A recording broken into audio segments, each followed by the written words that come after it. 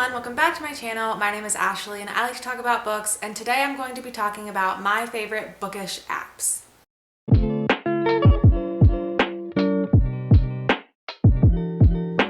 First of all, I do want to point out I'm using a new camera, so it might look different, it might sound different. If it's bad, sorry. If it's good, you're welcome. Also, I wanted to say thank you so much for being here. I recently hit 500 subscribers, which is not a huge number in the YouTube world collectively, or even in the booktube world collectively, but it's a huge number to me. So I just want to say thank you so much to everyone who's subscribed. Even if you're not subscribed, thanks for watching my videos. You should subscribe though.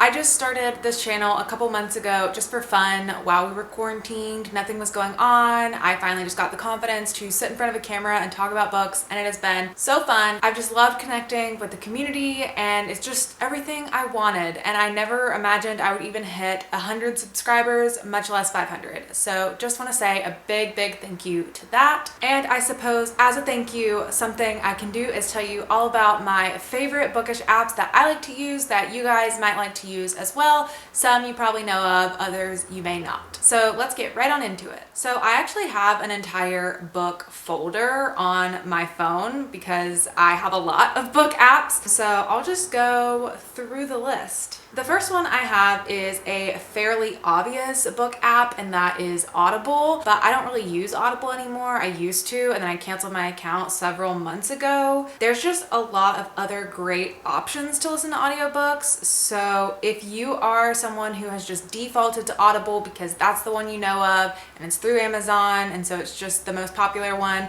stay tuned because I will give you some better options so that you don't have to support Amazon and you can get better audiobooks for better prices. Next, we have Goodreads. So Goodreads is a classic staple in the book community. The app sucks, the functionality sucks, we can't get half-star ratings, and we're mad about it, but it is just the classic way to track your reading progress. So if you don't know about Goodreads, it is an app where you can organize your books that you want to read, that you're currently reading, and review books that you have read. This is also an app that is owned by Amazon, so I know some people also have feelings about that and are trying to stray away from it. But if you're just getting started with a bookish app to track your reading, Goodreads is the place that most people are using because it's just, I think, been around the longest, and it is definitely the biggest option out there. You can connect with friends and see what they're reading and see their reviews of other books. You can actually do a lot of other things with Goodreads, but it's just not very obvious because, like I said, the app sucks a lot. So one of the things you can do, you can set a reading challenge every year. So my reading challenge this year is just 50 books, and then you can track your progress up to that reading goal so you can stay on track, see how many books ahead or behind you are of your goal, what percentage of your goal you're on. And it's really good for those people who are trying to read more and stay accountable about your reading because it'll just track it for you. There's also a recommendations tool, but I don't find that good at all, really. I never use their recommendations tool. An alternative I'm going to talk about has a much better recommendations option, so I wouldn't really say Goodreads is the place to go to have the app provide you recommendations. I would just say it's a good place to connect with a bunch of fellow readers because a ton of people are on it. If you're looking to get a quick review of a book and try to figure out if you should read it or not, Goodreads is usually the place I go to see the average rating of the book, check out people's 5-star reviews or 1-star reviews. You can also see a chart distribution of how many reviews were 5 stars, 4, 3, 2, and 1, so you can kind of tell where the general consensus is for the book. Also, authors use Goodreads, so sometimes authors will leave notes on their books in Goodreads, and you can read through those or like the highlights from their books, so that's also kind of cool. But yeah, like I said, there's other new up-and-coming options that are out there now that I hope will be able to overtake Goodreads, but just how popular it is and how huge it is and the user base it already has, like, I just don't know. Next, I'll go ahead and talk about another sort of alternative to Goodreads, and that is Storygraph. So Storygraph is super new. I think it's actually called the Storygraph, if I'm being correct. But it is super new. You could use it for a couple months in like the beta version, and I think now it is in its full version. But Storygraph is really similar to Goodreads. You can track your books, you can review them, you can connect with friends, you can have a reading challenge, but it's better in many ways. The thing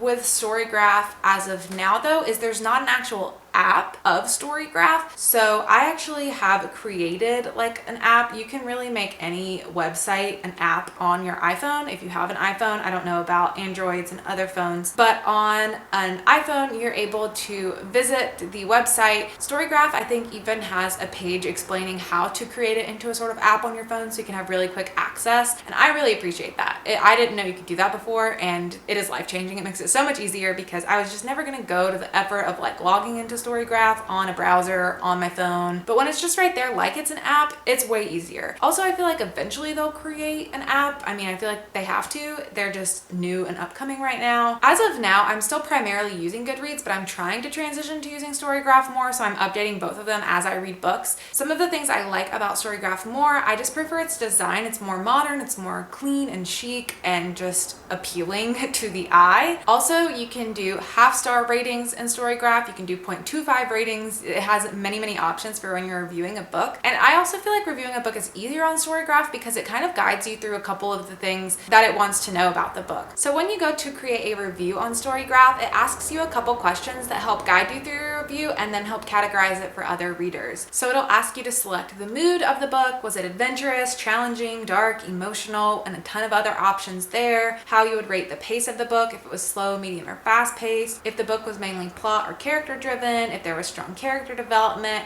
and many more questions. It also gives you the opportunity to enter any content warnings and different types of content warnings, whether they are graphic, moderate, or just brief, minor descriptions of the content warnings, which I appreciate so much because that is really hard to find, especially on Goodreads. When you want to write a review on Goodreads, it's just like, okay, here's a box, write your review, and some people use them and some people don't. I don't even use them all the time. I'm not very consistent about doing that. So it is really nice to have that there because I know a lot of people want those content warnings and it makes it way easier to find them. And then also when you're browsing books in Storygraph, you can see how people are rating them and what the main moods are of the books and the pace of the book, which also helps their recommendation feature be way better. You can get recommendations for books you're looking for based on the mood or the pace or really anything you want. I find their recommendations to be much more on par with books I'd actually be interested in than the ones that Goodreads offers. And then also on Storygraph, it will automatically combine your stats for you of what you're reading. So you can see different charts for the moods of the books you're reading, the page length, the pace. And if you're someone who is really interested in that, it just makes it so much easier. I personally use a spreadsheet to track my reading, and this I just prefer because then I don't have to update my spreadsheet all the time, and this would be way easier. So I hope Storygraph takes off. I'm trying to transition. I know a lot of people are right now. It also has a feature where you can import your entire Goodreads library. If you've been using Goodreads for a while, you can export your Goodreads information and import it into Storygraph so that you don't lose any of the books that you've already read and reviewed or have on your TBR list. Next, let's talk about Libby. I love Libby. If you are an audiobook listener, get rid of Audible right now and get Libby instead. If you know what Overdrive is, it's the same thing as Libby, I guess, but it is a much better interface. I've never even used Overdrive. I downloaded it once and I was like, this is terrible. And so I primarily use Libby, but with Libby, you can connect to your library. You can enter your library card information. I didn't have a library card before the pandemic, but I got one online so that I could use Libby, and I listen to almost all of my audiobooks here. So the way Libby works is you connect with your library card for your local area. If you don't have one, you can get one and connect it to the app, and then you can browse through the audiobooks you're interested. You can also put holds for physical books on here through your library, I believe, but I don't use that. I just use it for the audiobook feature. Some audiobooks are automatically available, so you can just go ahead and add them to your library and start listening. But when there's new release books or really popular books, those you're probably gonna have to place a hold on. That hold could be anywhere from a couple of days to a couple of weeks to a couple of months, depending on the popularity of the book. For instance, when The Invisible Life of Addie LaRue by B. Schwab came out, that just takes months to get access to, at least through my library. It's also going to differ by your library and what is available where, but you never have to pay $1 for any of these audiobooks. I've listened to so many audiobooks through Libby. It is such a great service. I cannot recommend it enough. I also just really like the interface of Libby and how you can adjust the speed of what you are listening to really easily. It has preset options for like 1 time speed, 1.25, 1.5, 1.75, and 2 times, but it also will just let you fine tune the exact speed you want, so you can do every single 0.05 variation of what speed exactly you want to listen to, which I just find that so useful. I just think it's great. There's nothing better than Libby in my world. So definitely get Libby if you don't have it already. Next, we'll talk about Scribd. So Scribd is also an audiobook app. They also have ebooks available, and I believe this service is around $10 a month. Scribd has really good audiobook selections. They're updating all the time. They have really nice lists available of articles of like the best new books on Scribd, so you can keep up with what has recently been uploaded to Scribd. It has editor recommendations. It has seasonal, holiday type of recommendations around different time periods. I also love their Instagram account and the recommendations they give on there and just the updates they give there. I found some really great audiobooks just by them putting together these lists on their Instagram and saying like, hey, if you need like a mental health break, read this book. Or if you're interested in learning more about the election, here are a list of audiobooks you can listen to in our library. I think Scribd is just so great. The only difference between Scribd and Libby in my mind is that Libby is free and Scribd you have to pay for, but sometimes you'll get access to more books that you're interested in on Scribd than you do on Libby. So I just think it's nice to have both, because then you can kind of always find what you're looking for if you're a big audiobook listener. If you're hesitant about paying like $10 a month for Scribd, I will say it is 100% worth it if you listen to several audiobooks a month, because you get unlimited access to the Scribd library with that monthly subscription. So there is not a limit on, you only get 1 book a month, and it's not like Audible how you have to buy a credit to get a book. It is just, here's your subscription, here are the books you can choose from,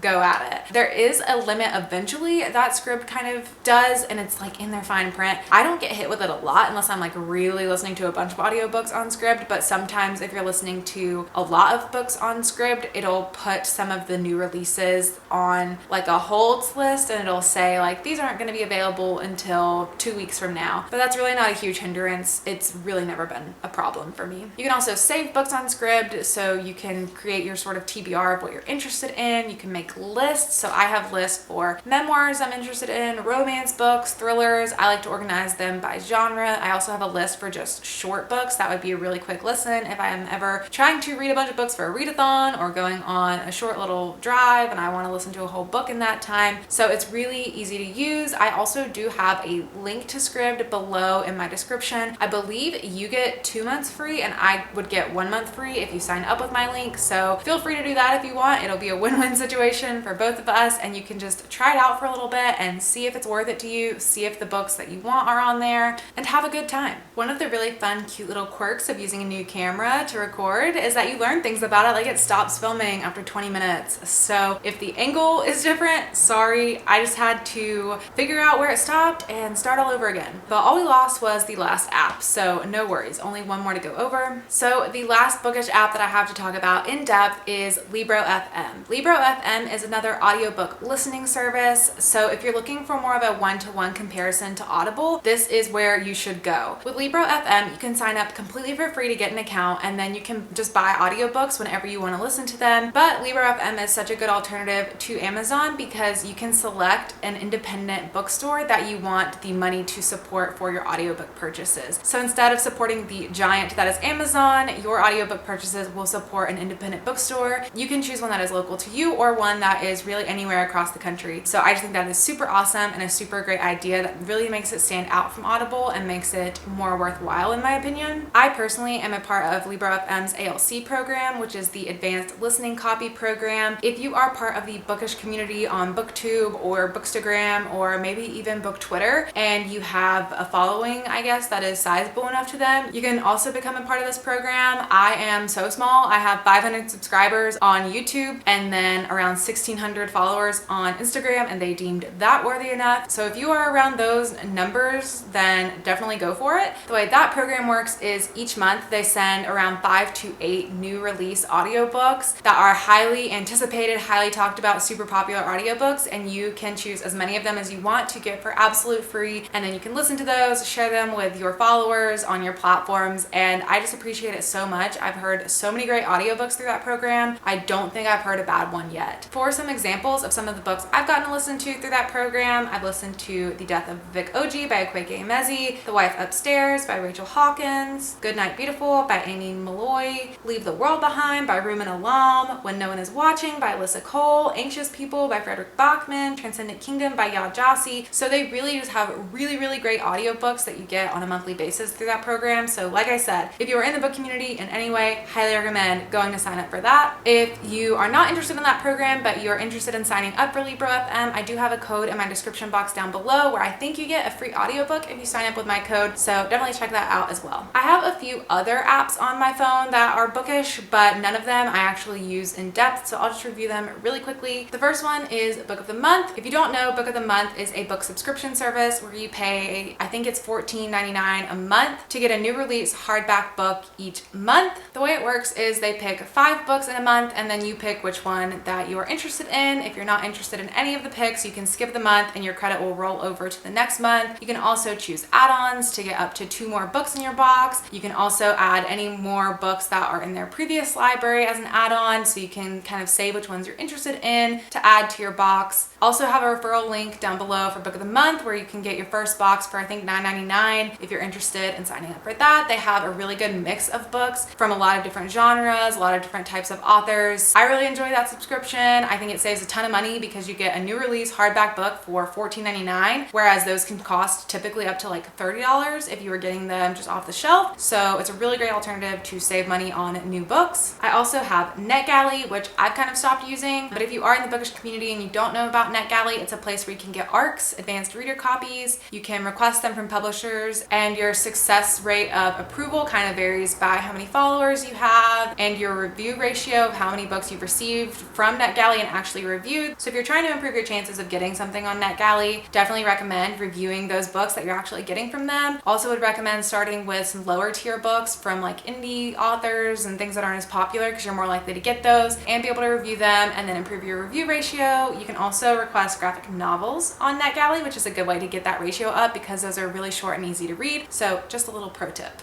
And then I also have the Kindle app. So if you didn't know, you can use your phone as a Kindle. If you don't have a Kindle, I don't have a Kindle, but I do have the Kindle account, I guess, through Amazon Prime. Do you automatically get that, or have I signed up for that at some point? I don't know. But I very rarely use Kindle, but if I ever want to buy an ebook, which is like so rare, I can't explain. I've done that maybe 3 times in my life. The Kindle app is just on my phone because I've done that. It can be a nifty little way to get ebooks when they're on discount for like $2.99. Sometimes they're as cheap as that. You could get the ebook through Kindle on your phone, which is a nifty little trick. So that is it for all of the bookish apps I have on my phone and my book folder. If there's anything I left out that you use or know about, definitely let me know in the comments below so I can check those out and add those to my folder as well. Like I said, a lot of the apps that I mentioned here, I will have a link to in my description below where you can get some kind of discount or free trial or free book just through the referral programs. This is hashtag not an ad, but I think that's such a great way to try out some of these platforms that are subscription based and paid services. That's how I got into them, was using free trials from referral links from other people on BookTube. So highly recommend checking those out if you haven't yet. And if you don't have Libby, I just have to say, get Libby. Libby will change your life. That is just the best place to get audiobooks because it is completely free and you support your local library. But that is it for me. Thank you so much for watching, and I'll see you in my next video.